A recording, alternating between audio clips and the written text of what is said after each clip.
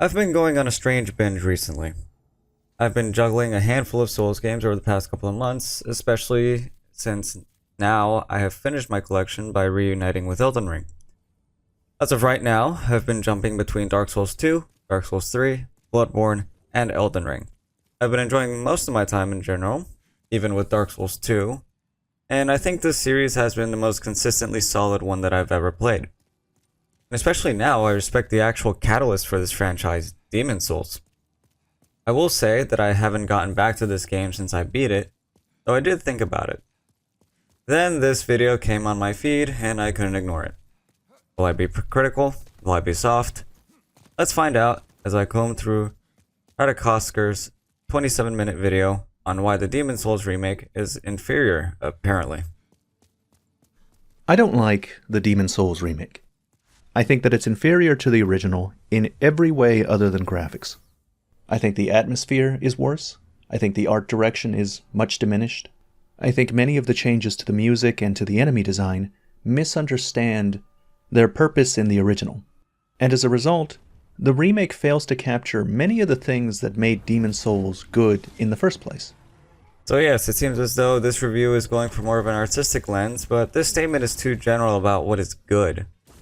Yes, this is a nitpick, but he's done the same throughout this entire video. Honestly, if anything, this video will be two woodpeckers picking at two different areas saying that they poke better than the other. I'm not alone in this assessment. There are many fans of the original who also think that the remake for Demon Souls left much to be desired. You do have 1.5% of the people that saw this, to be fair. So my hope for this video is that people that never played Demon Souls and have only engaged with the remake are able to understand where me and people like me are coming from in our complaints and criticisms. Okay, I will say that this is a fairly reasonable thing to tackle, considering I have personally never played the original version of Demon Souls, and likely never will due to the relative scarcity of a PS3 and a disc copy of the PS3 version, and the fact that I have the remake in my hands as we speak. But what he argues against shuts that down in my eyes, as you'll see soon. So in the video I'll be listing what I think the problems are, showing clear examples of these problems, and finally explain why I think they're so egregious. So let's just jump into it. Demon Souls had a great artistic vision. It was special. Nothing else at the time looked or felt like Demon Souls. And even though later FromSoft games borrowed heavily from it, those games each had their own unique identity. There still isn't any game that looks or feels like Demon Souls. In creating something like the Demon Souls remake, Bluepoint was always going to have to make changes. I could genuinely end the video right here, but let's hear the rest of this. And yes, there was nothing like Demon Souls because this is the first time anyone has ever attempted to do what this game did. But to say that nothing attempted to do what Demon Souls did since, even with you saying that the successors borrowed aspects of Demon Souls, is just ignorant to the reality of this statement, be it from a gameplay or design perspective. It is impossible to update the graphics of a 10-year-old game without also making artistic decisions. When you increase the amount of detail in a polygon or a texture, you have to decide how to fill in the detail. You have to figure out what was the original intent of those objects and try to recreate it with the new tools you have available to you. Yeah, that's the point of a ground-up remake. In regards to filling the gaps, I do agree on this statement, but the stance is different. Instead of leaving the helmets in a relatively clean and drab look, we can add intricate designs and scratches in the texture work, as described in Nick930's video on the matters. And also, just to be a nitpicking asshole, increasing the amount of detail in a polygon? Do you mean increasing the amount of polygons in a model? Because that is how you add superior geometry to a game. Textures though, that's fair. You can add detail to a texture, it just depends on the resolution as well as what you're going for, such as muddy looks or bloody looks. You can even do texture work on Photoshop. Just remember to hide the UV borders or you'll fuck up like I did with one of my assignments. Interpretation is a necessary part of remaking a game like this. So the question is, how did Bluepoint interpret Demon Souls? Were they faithful to the spirit of the original? And I would argue that the answer to that question is no. Again, how did Bluepoint interpret Demon Souls is a reasonable thing to ask, especially in the eyes of someone like this essayist, who has played the original and the remake. But the thing is that for such a subjective topic, his answer is ignorant and also objective. The only thing he says is superior to the original so far is general detail. But trust me, this isn't even the half of it yet. Let me read you a quote from Gavin Moore, the director for the Demon's Souls remake.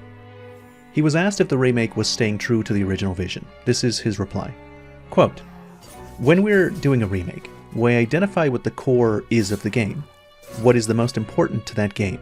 And for us, in Demon's Souls, that has to be the gameplay and the logic and the AI. So we pare everything away, leaving that core there that you don't want to touch. That's the heart and soul of the game. And then we start building up everything around that game. All new models, all new character designs, taking everything back to the drawing board and building it back up." End quote.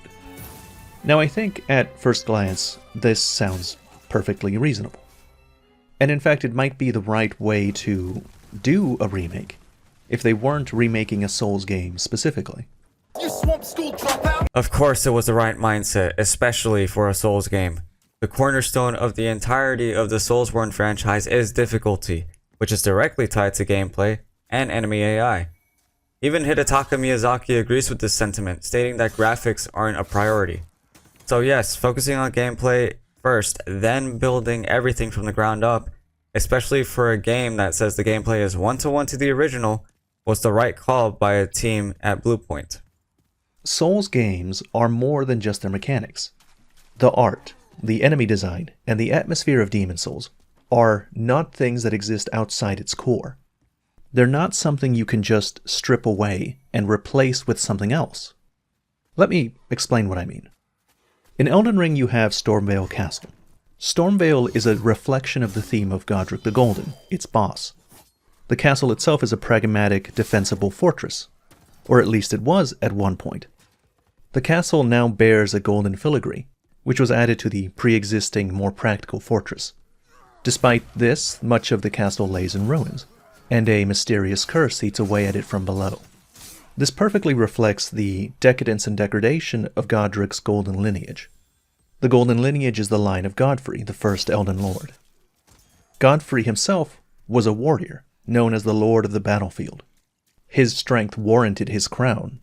Godric, on the other hand, earned his crown through birthright. Godric lays claim to a legacy he had no part in. He doesn't have the strength to warrant his crown. And so, he surrounds himself with the symbols of a golden past. The double-headed axe, the golden lion, and the filigree with which he gilded his castle. All of these things together, they build an atmosphere, and they tell a story. In fact, these are the main ways in which Souls games build their atmosphere and tell their stories. The reason that people are so drawn into thinking about the subtle storytelling of these games is because From Software takes great care in the details. Every item placement, every symbol has meaning and intention behind it. By reducing the soul of Demon's Souls to just gameplay, Bluepoint either didn't recognize that intention, or they simply didn't care about it. The clips speak for themselves.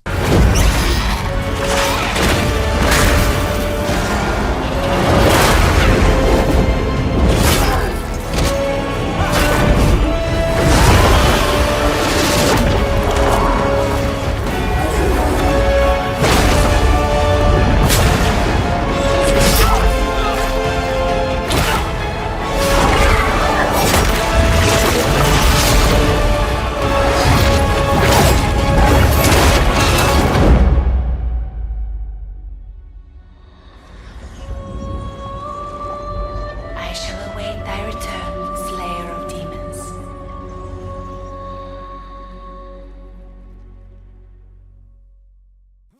For an example, let's compare Boletarian Palace between Demon's Souls and the remake. In Demon's Souls, Boletarian Palace is a simple medieval castle. It is a pragmatic Norman fortress. There's no bells or whistles attached, it's a defensive structure. In the remake, the architectural style has been thrown several hundred years into the future. It's adorned with Gothic spires and more elaborate decorations, like the 50-foot-long blue banners that decorate the castle gate. This has a different meaning to the original design. It's no longer just a castle built to defend its inhabitants during wartime. It now paints a picture of a more developed and opulent culture, concerned with appearance. which, based on what I have seen and heard about the lore of Demon Souls, lines up with what Boletaria was. Especially with King Allant being involved with the soul arts, it stands to reason that his presence would be respected a lot more, and so prosperity would follow, making ostentatious details more apparent. This is especially egregious in the mausoleum which houses Old King Doran and Demonbrand, which has now been turned into a fully fledged Gothic-style cathedral. Turning this mausoleum into an ornate church says something different about the inhabitants of Boletaria, and what they thought about their old king and his legend.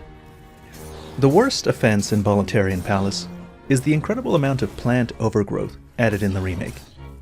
Prince Ostrava has recently returned to Boletaria to see his father, King Allant, after being gone from the land for some time. Ostrava is still a young man, and he is completely surprised by the degenerate state of Boletaria. He indicates that the Boletaria he knew was a great kingdom at its peak, and this means that the entire story of Demon Souls, the story of Allant bringing the soul arts to Boletaria, and the kingdom's descent into corruption, must have happened incredibly recently, something in the order of 5 to 10 years. The plant overgrowth added in the remake is something that could only happen after decades or even centuries of disrepair. This makes no sense, and the only conclusion is that either Bluepoint didn't understand the timeline, or they didn't care and they just wanted this lush, nice-looking plant overgrowth everywhere. I mean, I suppose so. There isn't an exact timeline that I've been able to find, apart from the first Scourge taking place roughly 100 years prior to the game's events. And I do doubt that Allant would leave Boletaria in such a state, but considering that the fog was a reality that King Allant made, according to the lore, it would make sense for this overgrowth to exist as a byproduct of how the power of the souls had taken over Allant, thus making this overgrowth on Boletaria a metaphor for Allant. Besides, as you say for yourself, In their defense, it does actually look pretty nice. Now you might say that I'm being needlessly nitpicky, and just finding things to criticize about the remake. But don't worry, there's a lot worse examples upcoming. More importantly, the problem is, in Souls games this kind of stuff matters. As I showed with the Stormveil example, these games are laden with meaning. It's hard to tell what might be important. There's a popular Souls YouTuber called Hawkshaw that makes lore videos. He made a video on Elden Ring that's 2 hours long, talking about the color theory in Elden Ring. In it he argues that the different colors in Elden Ring have important associations, that they have important meanings. And like I mentioned, this is a 2-hour-long video in which he goes into great detail. Now, it doesn't actually matter whether Hawkshaw's theory is correct or not. That's not the point. The point is that in order for him to have come up with his theory, he needs the colors to be what they are in the game. If Elden Ring gets a remake, and the developer that's making the remake haphazardly decides that something that's one color should be a different color, then this potentially changes the whole context of Hawkshaw's theory. Maybe he doesn't think of the theory at all. if you're talking about the artistic design of the game, then it should be, in theory, relevant to your argument. I can fire examples right now, actually. Boletaria has this grayish, very faint blue tones which stick with that world. Highlights can be literally found by the fire that is present in the area, signaling the disrepair of the kingdom. The Stonefang tunnel has drab warm tones that eventually culminate in vibrant and hot tones, giving a desert appearance from the start and culminating in literal hell with the dragon god. The Tower of Latria has a mix of green and yellow, with rough shadows highlighting the feeling of isolation and despair, exactly what you would expect in a prison. Shrine of Storms has a similarly faint blue hue as Boletaria, but there are more neon greens and blues tossed in as you go further, and this is one of the few locations where it rains. Then the Valley of Defilement has yellows and greens popping out. The color tone is repulsive, much like how one looks at the plague and poison present in this land. So yes, that should be a point, especially considering the color association with the healing items, status effects, and the spells. The details in this game are important. They're important to the timeline. They're important to the themes. They're important to the way that we extrapolate the lore. Now you might think that Bluepoint should get some leeway in their interpretation of the narrative. The Souls community spends years examining details and theorizing about different aspects of these stories. So to some degree you can't blame Bluepoint for missing how important certain details might be as they're redesigning the game. Especially considering that they had the right approach for making this remake, you really shouldn't.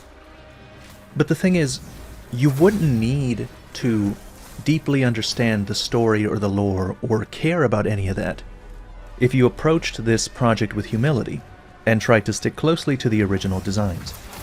But Bluepoint didn't do that.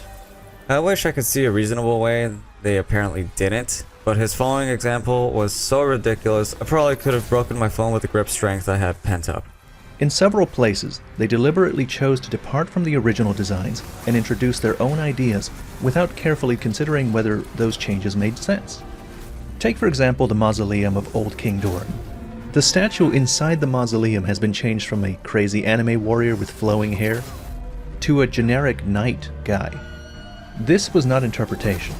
This was a decision. And it's an offensive decision, really. It's an arrogant decision. You see what I mean? If anything, it was a correct decision, since this man apparently wanted to have a weep fantasy realized in his game about knights, sorcerers, and clerics. I don't think I could call this overly pretentious, it's just ridiculous. And it makes sense for them to change this, as having such exaggerated features that aren't consistent with the surrounding world wouldn't make any sense whatsoever.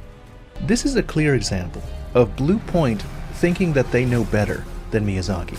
There's no way to look at this change in statue and say this is just a different interpretation of the same thing. No, this is a situation in which Bluepoint looked at the original design and decided they didn't like it. Decided that they knew better than From Software. They didn't like the anime warrior guy. Maybe they thought that the flowing anime hair didn't really fit the atmosphere. And so they replaced the original statue with something that suited their sensibilities more. Do you hear how stupid that sounds? Also, as you mentioned, they didn't have the intention to do better than FromSoft. They intended to enhance the overall presentation while staying true to the source material. Even Miyazaki acknowledges and actually praised Bluepoint for them tackling this arguably intense challenge. He was very happy that this remake happened because he remarked that Bluepoint did things that FromSoft either couldn't do or simply didn't do at the time. Another example is the existence of the classic mode filter. I think this filter is proof that, at some level, Bluepoint knew what they were doing. They knew that they were departing from the original intent of the game's aesthetic. In the remake, various visual filters can be applied during photo mode or gameplay, which change the color palette and the lighting of the game. One of these filters is called the classic mode, which reduces the oversaturated colors of the remake's default visual style and makes it look more like the lighting and the color of the original game. The fact that they included this classic mode filter means that they knew their default version in the remake isn't like the original game. Yeah, no shit. And they wanted to add this as a way to draw a comparison between the two versions, as well as giving players a hint as to how the color palette would feel if they've played the original. It isn't just an interpretation of the original game's aesthetic. It's something which is consciously different, and this implies a kind of arrogance. It implies that they think their version is better than the original.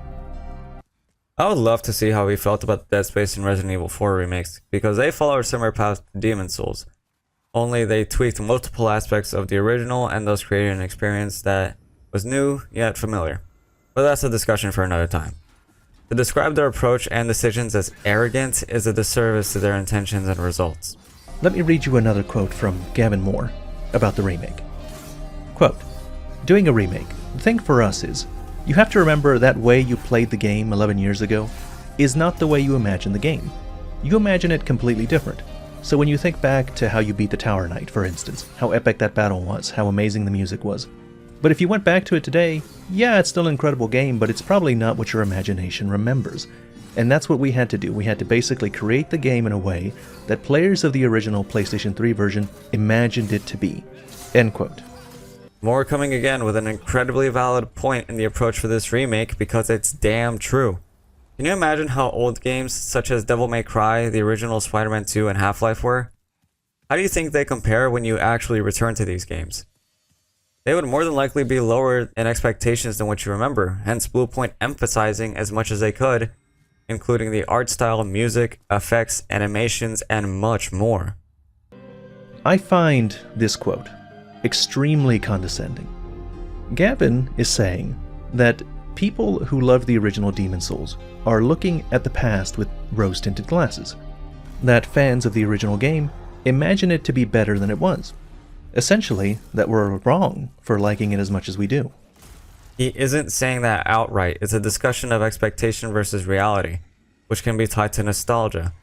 This remains true for games and even movies. In fact, it's something that I should have touched on when discussing The Crow back in March. It's something that the most noble of individuals will acknowledge with the things that they love. But this man has a trump card up his sleeve. Just watch. And here's the problem. I don't have to imagine Tower Knight. I can turn on my PlayStation 3 and go fight him right now. And you know what? I think it's a pretty epic battle. I think that it's true to the image in my memories. I think the music is pretty amazing. Well, goddamn, case closed on this one, Blue Point. You've challenged the man that has perfectly captured a memory of Demon Souls without exaggeration or misinterpretation, unlike how you apparently did.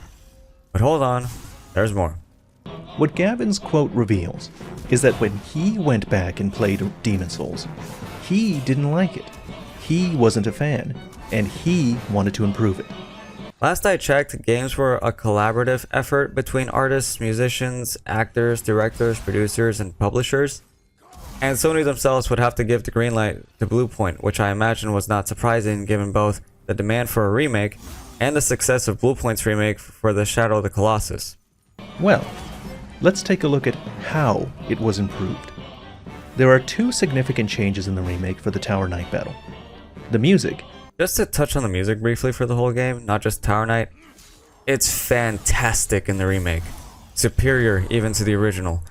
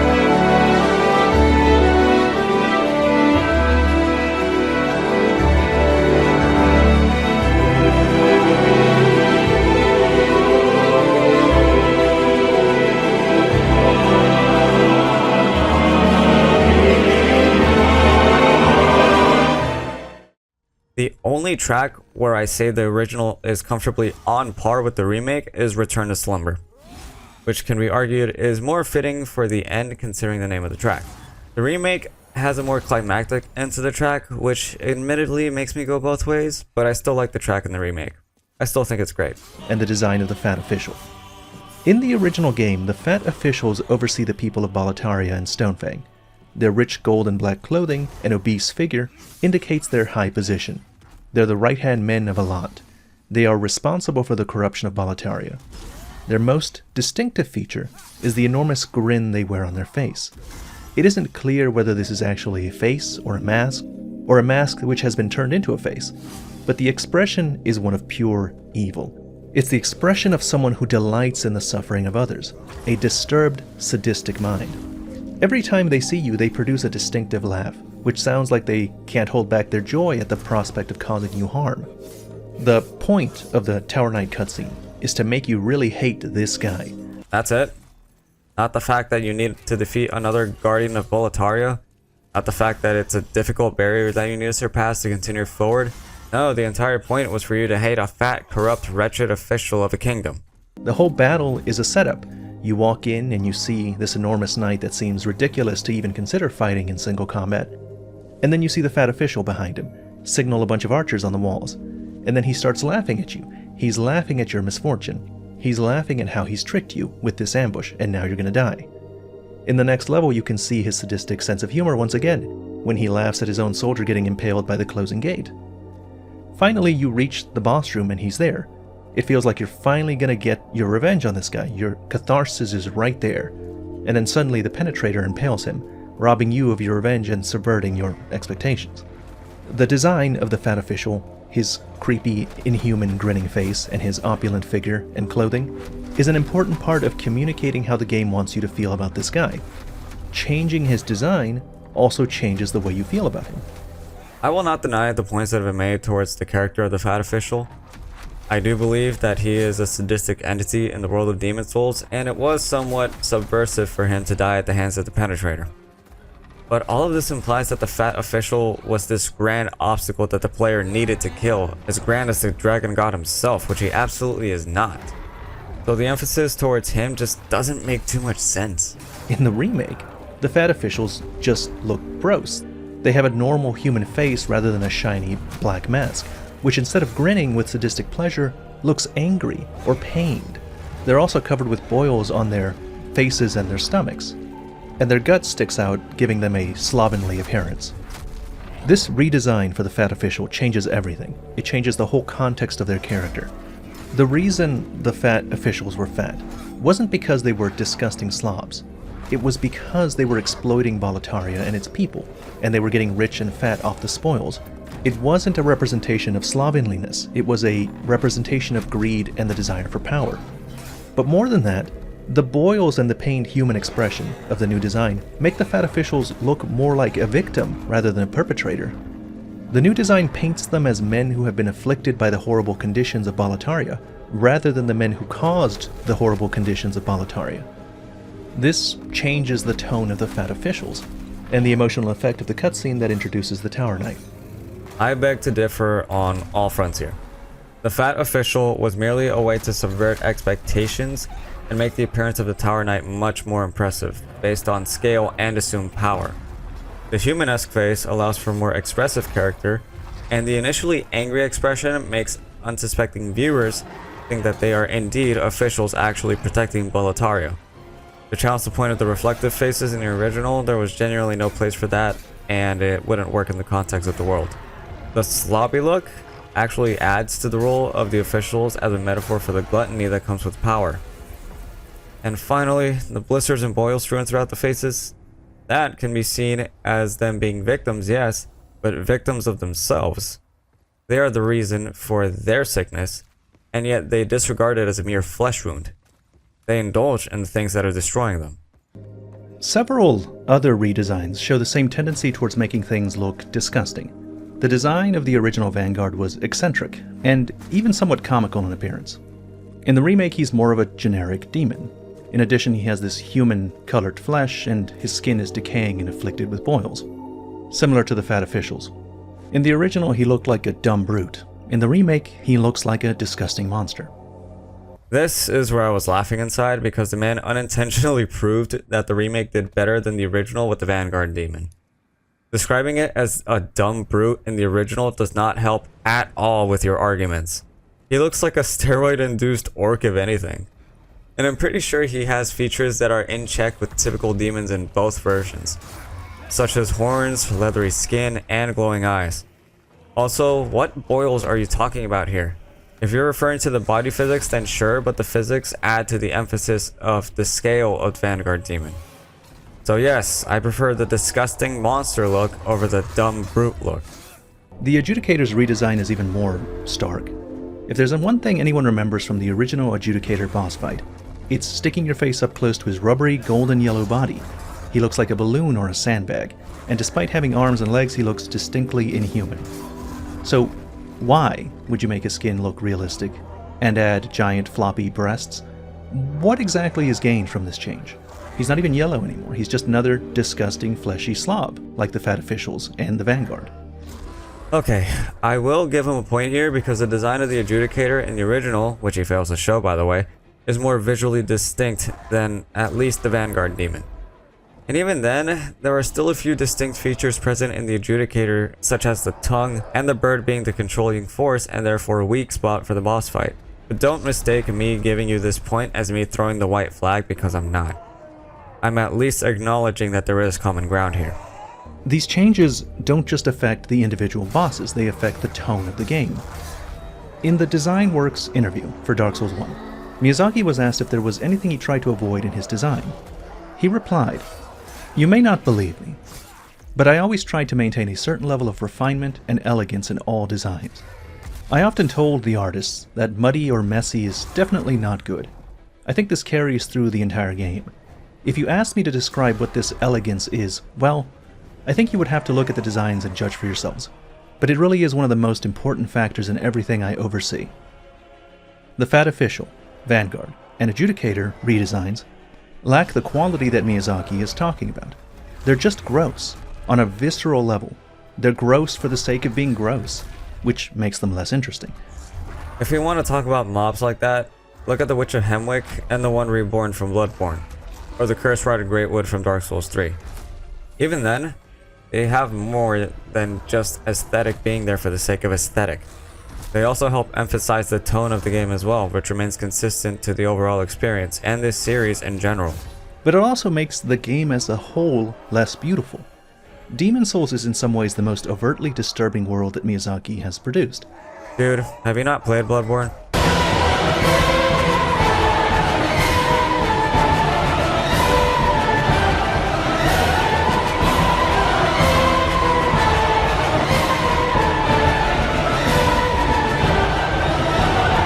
But its unique identity comes from how it portrays the dark and disturbing world in a way that still makes it elegant. Much like every other Souls game, especially the immediate successor to this one, The remake doesn't do that. There's no subtlety or nuance in the remake's designs. You could describe the new designs for Fat Official, Vanguard, and Adjudicator as intimidating, realistic, or impressive, but you couldn't describe them as elegant. and what are the other enemy and boss designs in the game? By my count, you described only 3 of the 17 bosses and one of the many enemy types present in Demon Souls. At best, they are described on a case-by-case basis, not the entire game. And again, with the exception of the Adjudicator, elegance can be found within their designs. Case in point, if Miyazaki gives his blessing, it's case closed. They don't make you feel anything besides disgust. And the original Demon Souls wanted you to feel something. It didn't want you to just marvel at the graphics. It wanted you to form an emotional connection with the world and its themes. Which the remake absolutely succeeds in. The amount of intrigue I had when exploring these worlds was unprecedented, and I wanted to know more about it. The longest lasting theme of any of these games is the theme of persistence and perseverance. To go against all odds in a way that you see fit to break through all barriers in front of you. That is what will stick with me, not the fact that a fat guy was dressed like a jester with a reflective face. What I didn't think of in the Tower Knight intro was, damn, that fat guy led me into a trap. What will stick with me will be, damn, this is a large challenge in front of me. And what will stick with me from that same encounter and all the other ones is, holy shit, I actually did it. Which is a good segue into talking about Latria. Because Latria suffered the worst changes in the whole game. In Demon Souls, Latria is a nightmare. Yeah, it absolutely is. Especially in the remake. The contrasting colors along with the screams of prisoners and the jagged spikes of the bars make it very clear that this place is in fact a hellhole. Also, regarding the tone of the prison, I got a sense of isolation and dreariness considering you're confined to these walls with the mind flayers being strewn about sent to kill you, along with any neutral prisoners present, which will try to attack you at some point. It is a place about cruelty and torture and the corruption of the human spirit. The first stage is designed as a maze to make you feel lost and on edge. The atmosphere is disquieting, which ties into the theme of the area. A big part of that atmosphere comes from the sound design. When you first load into the area, you'll hear insects buzzing, which immediately makes you think of death and decay. For a place like this, it doesn't make much sense for insects to be this prominent in a prison. It would make more sense in the Valley of Defilement because that has poison and plague strewn about. Insects should not be the memorable sound in this area. It's the most immediately memorable part of the sound design for Latria. As you start exploring the first stage of Latria, the sound of buzzing insects is punctuated by the groans of prisoners and the bells of the intimidating mind flayers, reinforcing the feeling of terror and anxiety. Besides those sound effects, it's very quiet, almost too quiet, which makes the sound of Lord Rydell more alarming as soon as you start walking the corridors, which is startlingly loud because he's right below you. All of these simple but effective sounds are either gone or mixed much lower in the remake. The insects are just gone completely. Rydell's screams are extremely quiet. Instead, the most prominent sound in Latria is the mistress singing Return to Slumber. This is the most foolish decision in the entire remake. Absolutely incomprehensible. Latria is oppressive. It's supposed to be stressful. Latria is characterized by the buzzing of insects, by the sound of the warden's bells, punctuated by the screams of its prisoners. More than any other section in the game, the atmosphere in Latria is paramount. And in this most sacred of places, did Bluepoint choose to introduce soothing music. Gone is the buzzing of the insects. The sound of the Illithid's bells, and the sound of the prisoner asking for help is greatly reduced. Instead, we get a lullaby that makes exploring this hellscape downright pleasant. It makes sense to add to the irony of this being the Prison of Hope, and even though it may be the loudest sound present in the area, it's not loud to the point of absurdity. I think the sound mixing was done really well here, with her singing echoing throughout the prison, almost in an attempt to soothe its unfortunate inhabitants. To make matters worse, the song that the noblewoman sings is Return to Slumber. Return to Slumber is one of the songs that plays at the ending, when you choose to lull the old one back to sleep. The implication with the song is that it's the Maiden in Black singing. It's the lullaby she uses to put him to sleep. In addition to the fact that it makes no sense for the mistress to sing the Maiden in Black's lullaby to the old one here, Return to Slumber is also one of the only tracks in the game that sounds pleasant and relaxing, which should be a reward for finishing the game, not an accompaniment for an area about human torture. Again, I think that this is something that works, as mentioned for the irony, and also it audibly foreshadows the ending of the game. And you saying that everything, even item placements, was intentional, can't you apply that here? Maybe the Maiden in Black heard this from the woman in the prison, and so took it upon herself to use that song to help lull the old one back to slumber. This guy didn't even look for an alternative to this detail here. Don't you know that interpretation in the Souls games is critical, and it can be critical here? If it weren't for the Iron Maidens, the remake's version of the ironically titled Prison of Hope would feel actually hopeful and downright cozy. And on top of that, it doesn't even just ruin the atmosphere, it has a gameplay effect. In the original, the mistress also sang, but she only sang 2 notes over and over again. And you couldn't hear them at the start of the level. You could only hear them when you get into close proximity with her. The 2 notes were eerie and disturbing, which is not the same feeling produced by the comforting lullaby that she sings in the remake. Having heard only bells and insects up until this point, you as the player will try and investigate where that sound is coming from, letting you happen upon the once royal mistress. In the remake, the song can be heard as soon as you load into the level. So you have no way of knowing that it's not just normal to have this sound. You could just think it's background music for all you know.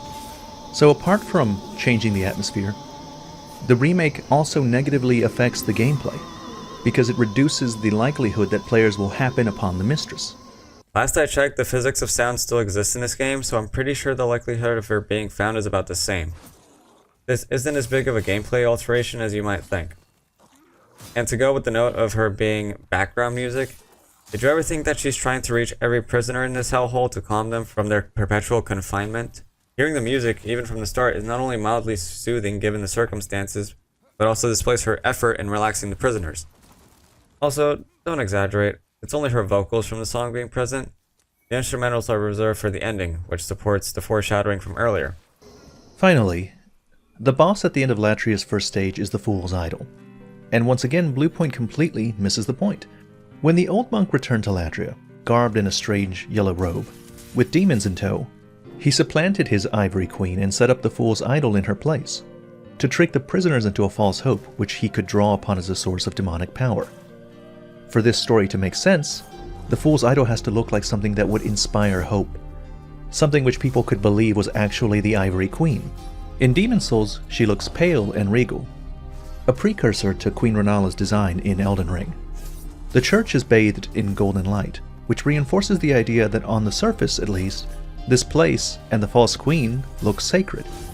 In the remake, you have to believe that either the inhabitants of Latria never saw the Fool's Idol, or that they're incredibly dumb, because it's pretty obvious from the way she looks that she isn't good news. The place is now bathed in a creepy green light, and the Fool's Idol herself looks like an angry witch. Note that he doesn't show the cutscene in the remake, only in the original, and her expression in both versions is about the same. For your consideration,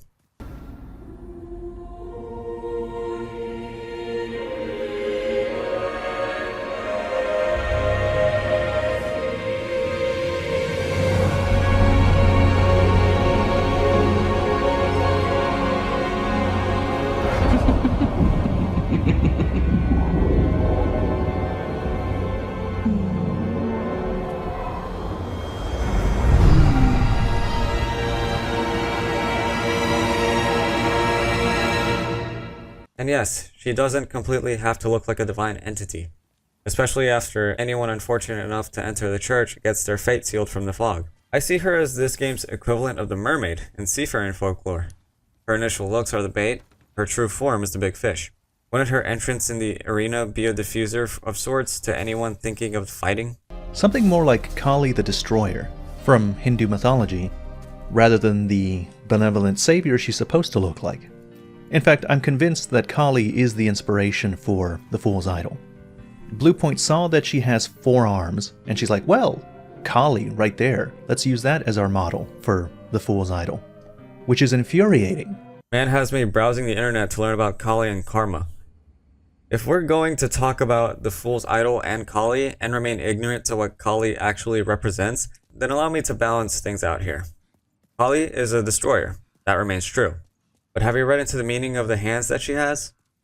At least from what I've read, her left hand signify how divine knowledge must be used to slay human ego, reflecting how Alant refused sense and embraced the soul arts, waking the Great One. And the right hands represent how the devoted will be saved, which can be seen as an ironic jab at the Fool's Idol. So yes, the idea of her looking like Kali is there, and it works for the context of the story. Who told them that they can get other inspirations? Who told them that they can fundamentally change other people's work in the delusion that what they're doing is better? The producers, directors, and publishers. I think that fundamentally the problem is this. I believe that a remake should be true to the spirit of the original, that it should be approached with humility, that the people charged with producing a remake should, as much as possible, try to keep the original designs, try to understand and preserve the atmosphere that the original engendered. Which Bluepoint absolutely succeeded in. You described only a handful of nitpicks in a massive game entirely rebuilt from the ground up. In regards to level design and enemy AI, from everything that I have seen, it's one-to-one to the source material. And you're talking about the artistic decisions primarily, not the gameplay decisions that have been made, which was the right call on behalf of Bluepoint. And that when you come up against something that you don't like or you don't understand, you leave it the fuck alone, because it's not your business. Talk about arrogance. You don't decide that you don't like the anime-haired warrior and change it. Jesus is not talking about this again. It's not a big deal. You don't decide that because a boss has 4 arms, you model it after Kali. Kali is a religious figure, and for what she represents, it makes sense to model the Fool's Idol after her. And you don't add music to a level in a game that in its time was famous for not having any background music. Last I checked, background music, by your definition, is non-diegetic and apparent. The mistress's singing is diegetic and becomes silent once you leave the prison. And while it may serve as background music in some sense, it works for what it represents. Again, interpretation. And it seems to me, based on the examples that I've given, that Bluepoint doesn't agree with my perspective. What I wanted from this remake was just Demon Souls with a shinier coat of paint. That would have been ideal. But instead, Bluepoint knowingly made comprehensive changes to the art direction, the music, and the overall aesthetic, many of which contradict the intention of the original game and dilute its unique identity. Like they should have approached you for the direction of the Demon Souls remake. Also, having just a shinier coat of paint would have been boring, especially for the expectations that have arisen based on the Resident Evil and Dead Space remakes. Every artistic decision, be it visual or audible, helps amplify the tone of their respective areas, moments, and the game as a whole. Bluepoint again succeeded in resurrecting a game that was 11 years old at the time. Now at this point you might be thinking, what does it really matter if the remake is different? The original game still exists. You can go and play the original if you don't like the remake. It's not hurting anybody. Can't you just let people enjoy things? And to that I say 3 things. First of all, it is hurting somebody, it's hurting me. Second of all, no, I can't let people enjoy things, because that would prevent me from enjoying the thing I like the most, which is critical analysis and being a hater. Finally, and most importantly, it's just wrong. The existence of the remake does in fact damage the original. It was at this point in the video that I questioned whether the entire thing was a satire, because the first 2 points are so selfish and so ridiculous, I couldn't help but giggle once again. And that final point of the original being damaged is more of an unintended consequence, not the intention. The original may be considered one of the greatest games of all time, but it has to be viewed in the lens of the present day to build it back up. That's the point of a fucking remake. The Demon's Souls remake only exists because of the love that the fans had for the original game. No shit, Sony is not going to invest money on something that flopped critically or commercially.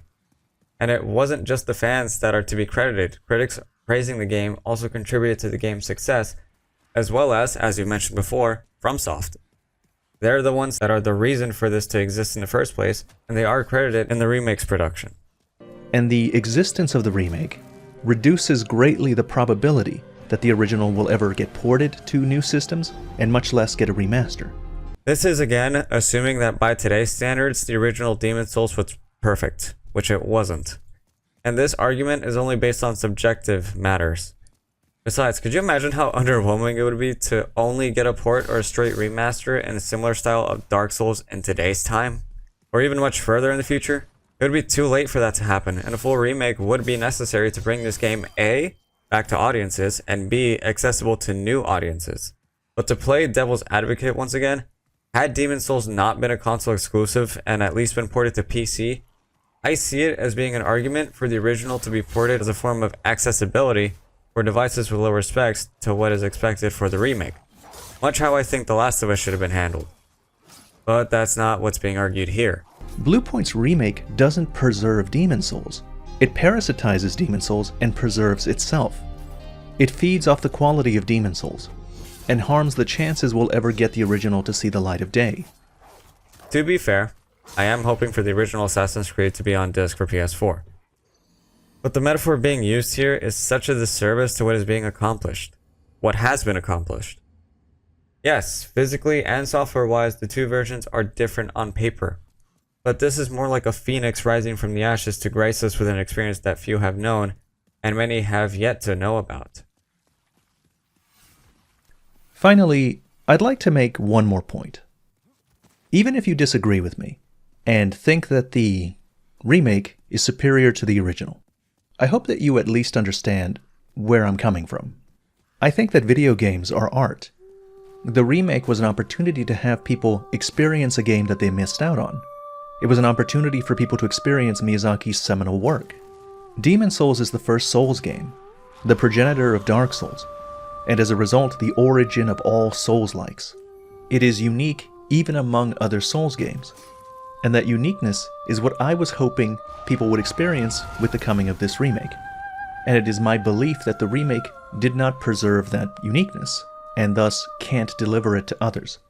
So in my view, it doesn't really matter if the remake is better or not. It's not Demon's Souls. It's a different piece of art. And for something like a Souls game, different is not what a remake should be. It was around the start of this scene that I was kind of being diffused into thinking that this was out of passion, but then the bitterness returned and I was like, well, shit. And yes, what he said up until he states his beliefs is very much true. It was a way for audiences to come to a game that has captivated many in its prime. It is a celebration of Miyazaki's inaugural ceremony into the eventual Soulsborne franchise. And even with it being the first, it is still an experience that is unique to Demon's Souls, even in the context of this very series it is in. So, that pretty much marks the end of that video. I've seen it on my feed before, but I never actually bothered to respond to it until now. And part of me thought this was a waste of time, which given the majority of the points he makes is justified, but I at least wanted to be an open source or an open-minded individual for these kinds of opinions. No, I don't intend anyone to invade his channel or whatever. I just wanted to share my opinions on the point as a counter argument. I have been taking rhetoric recently, at least. And I should state this. Everything is, at the end of the day, an opinion that was discussed, countered with an opinion. If any of this got to you with burnt nerves, at least look at it that way. Demon's Souls is a fantastic game. One that I was highly anticipating ever since I got my PS5 last year. And despite taking a break from it in the middle, I was amazed at how much fun I was having in trying to piece certain aspects of the game together. As previously stated, part of the joy of these games is interpretation, and while I disagree with nearly all of Reditosker's opinion and points, it is of course his interpretation and should be left as such. Thank you for watching, and take care of yourself.